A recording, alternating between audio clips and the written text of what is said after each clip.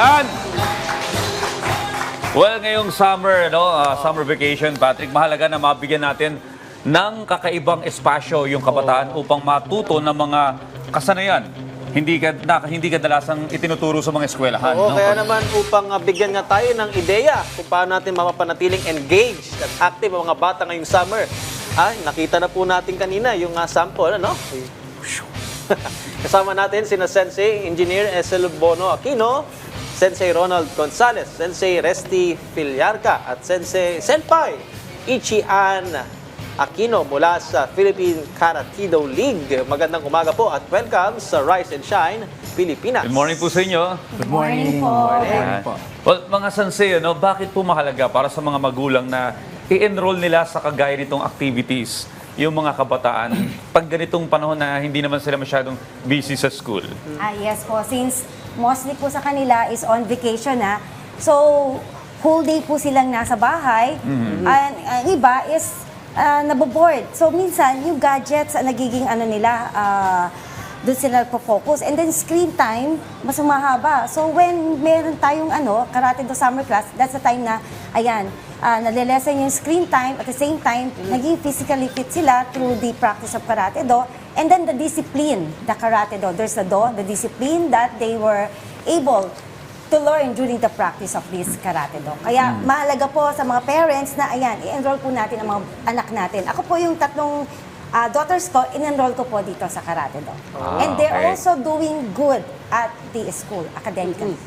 Ano po ba yung typical na karate class po sa inyo pong summer camp at o summer program? At ano po yung natututunan ng mga bata at ano yung benepisyo nito para nga rin po sa development ito pong mga kids natin?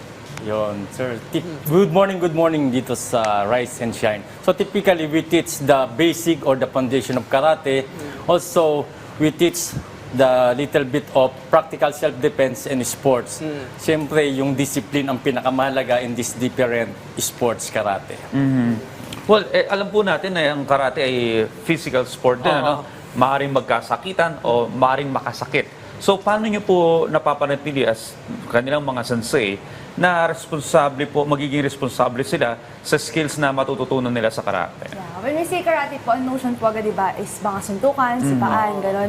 But first thing first, tinuturo namin sa students namin yung self-defense. So, yun nga sabi ni Sensei, self-defense, yun yung karate. So, kasama din sa tinuturo namin, una-una yung blocking. So, yun nga, it's a self-defense. And kasama doon yung anti-bullying. So, we make sure na nagigets ng mga students namin yung responsibility sa pagsali ng karate, na it should be used for self-defense, not for initiating a fight. So, doon po na enhance yung kanilang self-discipline and as well as yung self-control. Yun. Yung skills na matututunan nila, hindi dapat gamitin na bilang maging bully. O, wag i-take advantage na sa masamang dapat bagay. self-defense.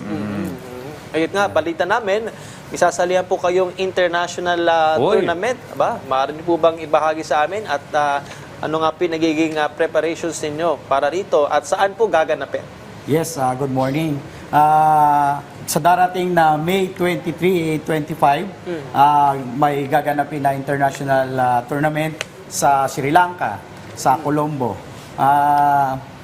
Magkakaroon ng, this is a 9th Asian Goju-Ryu Karate Federations. So yearly, nagkakaroon kami ng tournament international. And then we are preparing our students through series of tournament, series of selections, and constant training sa mga lalaro. So because this tournament is not just an invitation, but almost 15 to 20 countries ang maglalaban. Good luck, good luck sa inyo, no? Alam niyo, napakaswerte ng mga batang to kasi nung time namin, medyo may kaya lang yung nakakapag-enroll sa ganito, no? So kami, ang sinusuntok-suntok namin sa likuran ng bahay nun, yung puno ng saging. Puno ng nyug. So kung nagte-training kasi napapanood mo yung Karate Kid. Pero ito, para po sa kaalaman ng mga magulang, affordable po ba yung pag-enroll sa ganitong klase ng activities? For this, actually, it's mahal talaga when you enroll them. But the benefits that they will achieve from enrolling these kids is hindi siya priceless siya. So okay lang na medyo mag-invest tayo para naman sa health and wellness and discipline ng ating mga anak. And in addition to Sensei Engineer, meron din kami mga charity program na ginagawa for those mga students na walang kakayanan. So, hindi namin pinipigilan yung mga talent nila. So, kasi may mga talent din ng mga bata, pero sabi nga, medyo short yung budget. So, we encourage them to continue practice. Ayun. Ito po, panghuli na lamang po, maaari niyo po bang ibahagi sa ating viewers kung paano at saan sila makakapag-enroll sa inyong karate summer activities? Ano po yung social media platforms po na maaari pong bisitahin upang makapag-inquire? Okay po, sa mga karate do enthusiasts and sa mga parents din po, you can visit our website www.pklkarateph.com as well sa YouTube channel PKL Karate PH TV and our FB page Philippine Karate The League PKL Inc. as well as the Shitokai Karate the Filipinas, and please call our Viber and WhatsApp number 0917-824-4122. Kaya enroll niyo na po ang kids niyo, especially this summer. Alright, okay. Well, And in addition to Sensei, dito sa Quezon City, you can check the website of JS Magic Studio located at Remarville, Bagbag, Novaliches. sa Bagbag, And also the Kenryu Filiarca Junior page. And okay. in Tanawan City, sir, the Strong Blood Karate Team. Ayan, Actually, okay. it's nationwide. Nationwide. Maraming branches. Wow. Luzon, Visayas, and Mindanao. Ayan, Philippine again, Karate The League. Maraming salamat po sa inyo at good luck sa mga sasalihan yung competition. Kailangan mauwi natin yung mga trophy na yan. Again, maraming salamat po sa inyo. Thank you Thank po. you very much Sige. po, Us. Ray!